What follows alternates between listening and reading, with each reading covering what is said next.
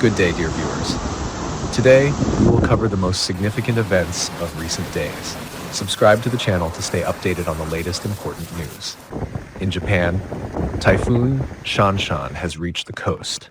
The number of people affected by the severe weather has risen to 74. 3 residents have died and 1 is reported missing.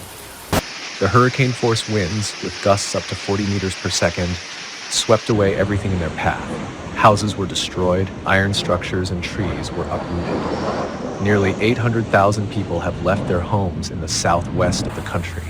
Many have been cut off from the outside world. Roads are blocked, trains are not running, and airports have canceled more than 700 flights. About 200,000 households on the island of Kyushu have been left without power. Emergency services are working around the clock. A red-level weather warning has been declared. In some prefectures, rainfall over 2 days has reached about 80 centimeters. It is expected that later, Shanshan may move across the main Japanese islands. Residents are urged to postpone all long trips, prepare essential supplies, and closely follow emergency service updates.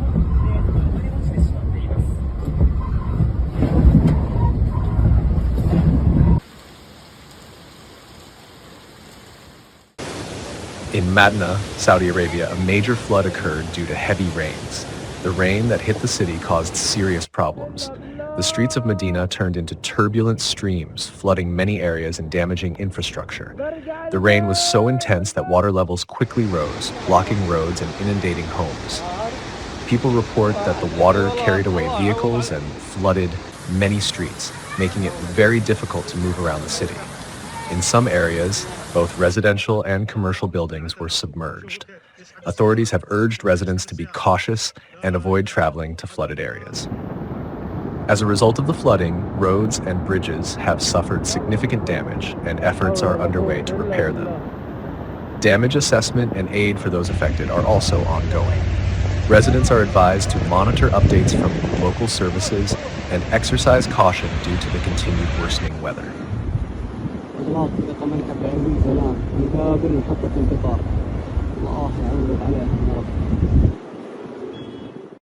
Heavy rains have caused significant damage in Zaragoza, Spain, where a severe natural disaster recently occurred. The storm front that hit the region turned city streets into rivers. Torrential rains were accompanied by strong winds, with rainfall intensity reaching up to 50 liters per square meter per hour. In the Herrero de los Navarros area, the situation was particularly severe. Rapidly flowing water swept away cars and infiltrated residential and commercial buildings. Many property owners found themselves in distress trying to save their belongings from the flood. In rural areas, rainfall was even more intense, reaching 66 liters per square meter. This led to severe damage to agriculture. Fields were flooded and a significant amount of crops were destroyed. Farmers faced catastrophic losses as many of their crops and livestock were affected by the excessive water. The situation is further complicated by the damage to regional infrastructure. Bridges and roads have been destroyed, and utility services are working intensively to restore normal conditions. Local authorities have declared a state of emergency and urged residents to exercise caution, avoid flooded areas, and stay updated with the latest information. In the Greek city of Volos, local residents have been complaining about a strange smell on the streets and in their homes for a week. Soon after, they noticed dead fish in one of the rivers. At first, this was not given much attention, but the number of dead fish continued to grow, reaching several 100,000. Experts believe this could have been caused by the recent flooding in the region. Volunteer rescuers are removing the fish with excavators, but the smell has not yet disappeared. Local residents are concerned that such a large number of dead fish could lead to dangerous diseases.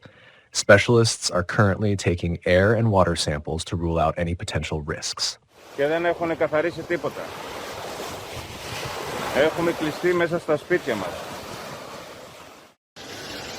of Coahuila, Mexico, say that what's happening feels like the end of the world. The city was hit by such heavy rainfall that it turned white in an instant. In Coahuila, the roofs of some residential buildings partially collapsed. According to preliminary reports from rescuers, there have been no injuries. To understand the scale of the disaster, just look at the footage showing streets covered in hail. In most areas of Mexico City, a yellow weather alert was issued after this event. After the severe hailstorm, the ice cover began to melt. Water streams started flowing down the streets, flooding many areas. Currently, all emergency services in Mexico City are working to mitigate the aftermath of the disaster. The Civil Defense Authorities of Mexico have called for special precautions due to the damaged roads. Videos show several cars submerged, with the water level reaching an average of 50 centimeters.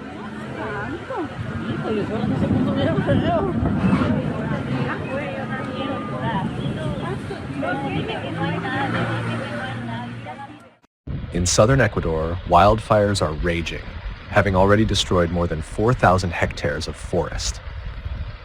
According to the latest reports, 3 people have been injured and thousands of residents have been forced to leave their homes. The fire continues to spread and efforts to extinguish it have been intensified.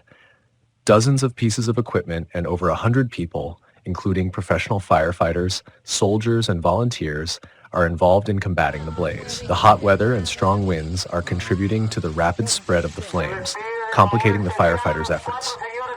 The losses from the fire are in the millions. Coffee crops, nurseries, pastures, livestock, forests, flora, and various animals have been destroyed. The fire started last week due to the burning of waste on a farm, and since then the flames have rapidly spread to new areas. Emergency services are focused on creating fire breaks and controlling the situation to prevent further spread and minimize damage. In Sudan, locals are recovering from a terrible tragedy. In the city of Takar, a dam collapsed, resulting in at least 60 deaths. According to reports, the dam was a primary water source for Port Sudan, where the country's main port and an operational airport are located, through which most of the humanitarian aid arrives.